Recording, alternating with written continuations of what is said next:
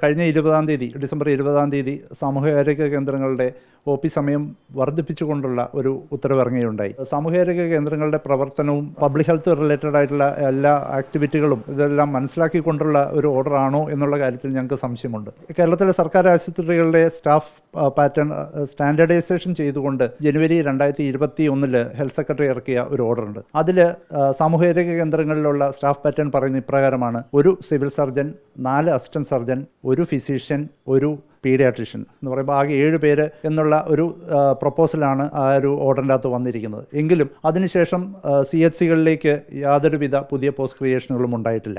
ഈ ഒരു ഓർഡർ പ്രകാരം OP സമയം ദൈർഘ്യപ്പെടുത്തുകയാണ് ഇവിടെ ചെയ്തിരിക്കുന്നത്. പക്ഷേ നമ്മൾ മനസ്സിലാക്കേണ്ടത് സാധാരണ ഒരു PHC അല്ലെങ്കിൽ FHCയേക്കാൾ ഇരട്ടിയോളം OP ഓരോ CHCകളിലും വരുന്നുണ്ട്. ഇപ്പോൾ അതിൻ്റെ പ്രവർത്തന സമയം 9 മുതൽ 2 മണി വരെയാണ്. ഈ 3 പേർ അവിടെ ഉണ്ടെന്ന് പറയുമ്പോൾ പോലും അവിടെ ഒരു ചാർജ് ചാർജമോയ്ക്ക് OP നോക്കുക എന്നുള്ള ഉത്തരവാദിത്വം മാത്രമല്ല, OP നോക്കുക കൂടാതെ ഇതിൻ്റെ കീഴെയുള്ള ഒരു ബ്ലോക്കിൻ്റെ അധിപൻ ആയിരിക്കും മിക്കവാറും.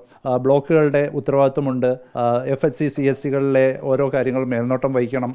തദ്ദേശ സ്വയംഭരണ LSGDകളുമായിട്ടുള്ള ഏകോപനം, കൂടാണ്ട് ഫീൽഡ് പ്രവർത്തനങ്ങൾ, ഇതെല്ലാം നടത്തേണ്ട ഒരാൾക്ക് OPയും കൂടെ നോക്കാനുള്ള പ്രായോഗികമായിട്ട് ബുദ്ധിമുട്ടുണ്ടാകും. അപ്പോൾ ബാക്കി വരുന്ന 2 പേര് തന്നെയാണ് ഈ 9 മണി മുതൽ 6 മണി വരെയുള്ള OP നടത്തേണ്ടി വരിക. അപ്പം ഇതിൽ ഒരാൾ ലീവ് ആയാൽ പോലും ഒരാൾക്ക് തന്നെ ഈ 9 മുതൽ 6 മണി വരെ OP എങ്ങനെ നോക്കാൻ പറ്റും എന്നുള്ളതും ഈ ഒരു അവസ്ഥയിലാണ് നമ്മൾ കേജുമായി ഇപ്പോൾ തന്നെ നവംബർ 1 മുതൽ ജീവൻ രക്ഷാ സമരം നമ്മളിവിടെ നടത്തിക്കൊണ്ടിരിക്കുന്നത്. കാരണം വെച്ചാൽ മാനവശേഷിയുടെ കുറവ് കാരണമാണ് നമുക്ക് രോഗികൾക്ക് കൃത്യമായിട്ടുള്ള ഒരു ഹൈ സ്റ്റാൻഡേർഡിലുള്ള കെയർ നമുക്ക് കൊടുക്കാൻ പറ്റാത്തത്. കാരണം FHC PHCകൾ നമ്മൾ പലപ്പോഴും കാണുന്നതാണ്, ഒരു ഡോക്ടർ തന്നെ ഇരുന്ന് 200-300 രോഗികളെ പരിശോധിക്കുന്നത്. എത്രത്തോളം നമുക്ക് ആ ഒരു രോഗിയുടെ അസുഖം അപഗ്രഥിച്ച് അവർക്കൊരു സ്റ്റാൻഡേർഡ് കെയർ കൊടുക്കാൻ പറ്റുമെന്നുള്ളത് നമുക്ക് അതിൽ നിന്ന് ഊഹിക്കാവുന്നേ ഉള്ളൂ.